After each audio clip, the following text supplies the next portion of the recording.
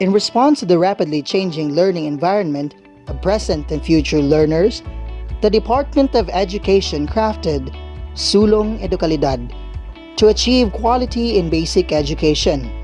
Sulong Edukalidad has 4 key reform areas under KITE: K-12 curriculum review and update, improvement of learning environment, teachers' upskilling and reskilling, and engagement of stakeholders for support and collaboration.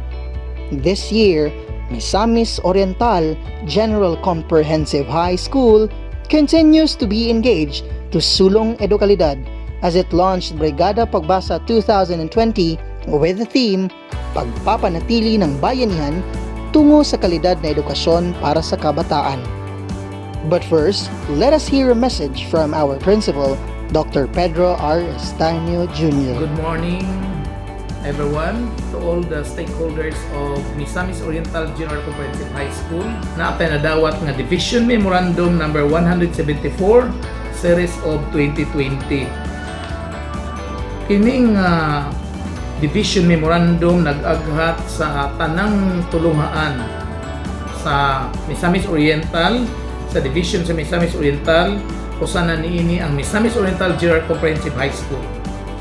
Giaghat na ang tanang stakeholders, the external and internal stakeholders, maningkamot sa paghatag og serbisyo ngadto sa atong mga kabataan aron ato silang mamatuto, matudluan sa unsa ka importante ang pagbasa. Ang atong mga kabataan na pabasa nato pinaagi sa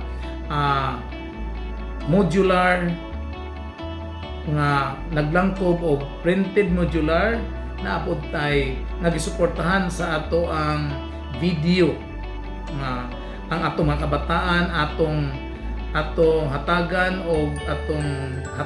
og OTG nga USB aron dito atong isulod ang atong video diin magkasinabot ang magtutudlo og ang bata inaagi sa makasabot siya, makabasa siya ang bata, suportahan sa parent ug ang bata makabasa pinaagi sa atong video nga nasulod sa atong OTG USB. Ako nang hinaot as principal of the biggest school in Region 10, ako nang hinaot na kini suportahan sa atong nga gidikanan, sa atong GPTA, sa atong organization o sa atong business sector na apod tay religious sector o sa atong local official sa atong diin ang atong Misamis Oriental General Comprehensive High School natukod.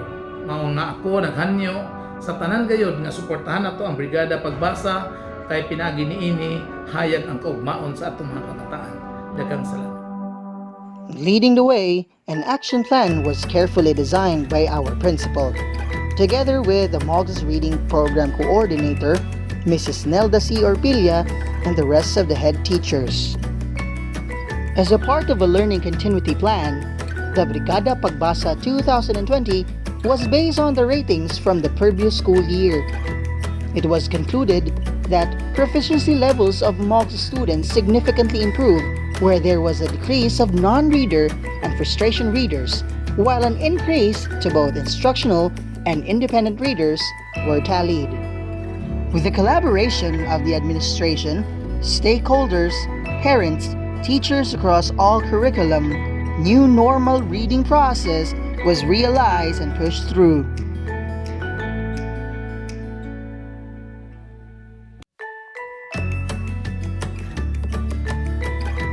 Bordering on the cooperation from local radio stations, Brigada Pagbasa program's purpose was heard all throughout Cagayan de Oro City, Misamis Oriental, and neighboring provinces.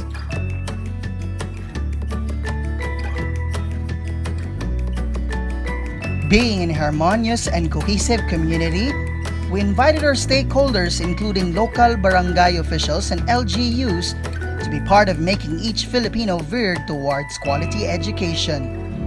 Following social distancing and health protocols, meetings and other information dissemination drives were spearheaded by our principal and designated focal persons.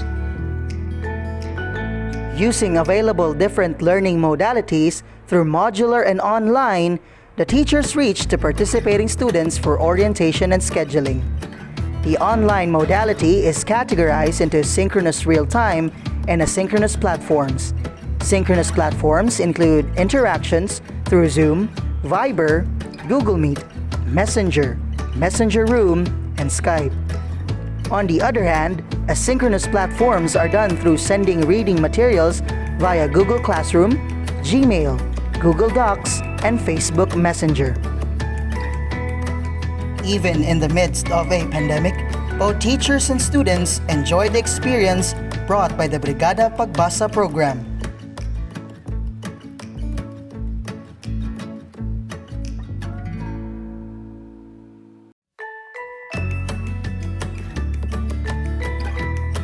Karapatang sibil. Kinilala ng mga bayan ng mga karapatang sibil ng mga mamayan. Ito ay sumakop sa kalayaan nating makamit ang kahinawaan at pakipag-ugnayan. In the beginning, they used an hourglass. This is a cylindrical glass with a narrow center which allows sand to flow from its upper to its lower portion.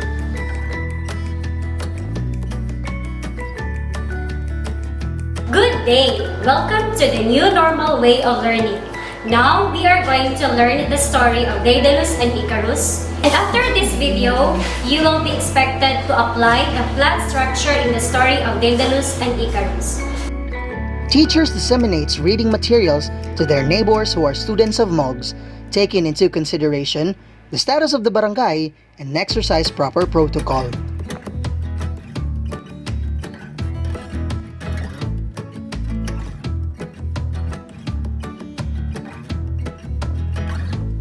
It is of a great delight to continue to serve the mentally challenged students and of those with disabilities in support of Brigada Pagbasa program.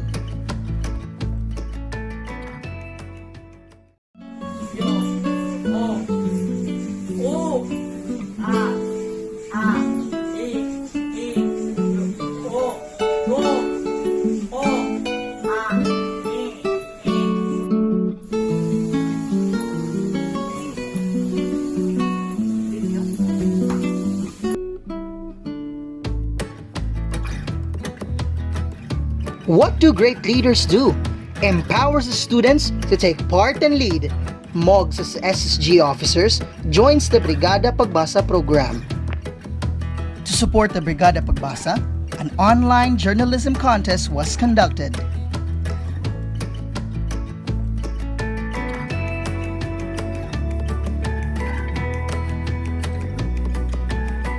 For its assessment, worksheets and reading materials were retrieved. Another set of learning modules were then redistributed. For your unwavering support, we salute all the stakeholders as we continue to nurture the youth and lead them to quality education.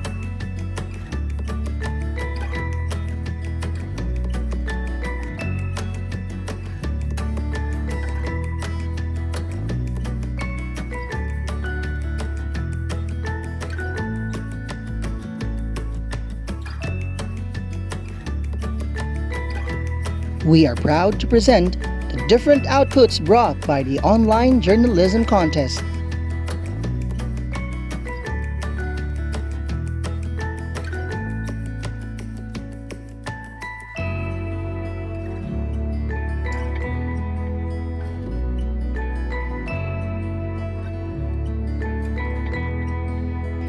Teachers too recounted their Brigada Pagbasa experience through their narrative reports.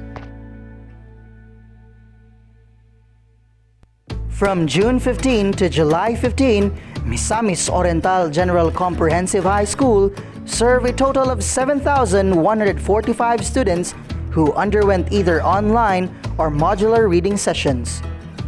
At the same time, a total of 6,222 parent volunteers took part in the movement to literacy. And lastly, a total of 364 teaching and non-teaching personnel was actively engaged in the said activity. As we aspire to be a boulevard of the Department of Education's Learning Continuity Plan, we patterned our Brigada Pagbasa program initiatives from the criteria provided by the school's division of Misamis Oriental. And while this is a cycle program, we commit to be better each school year to ensure students' learning progresses even amidst disasters. As we brace for the school's opening on the 24th of August, the innovations we had introduced through the Learning Continuity Plan could be implemented into the regular course instruction even after the calamity. Doing so opens new ways of learning and pursuing the course for teachers and students, because the learning never stops, just as life never stops teaching.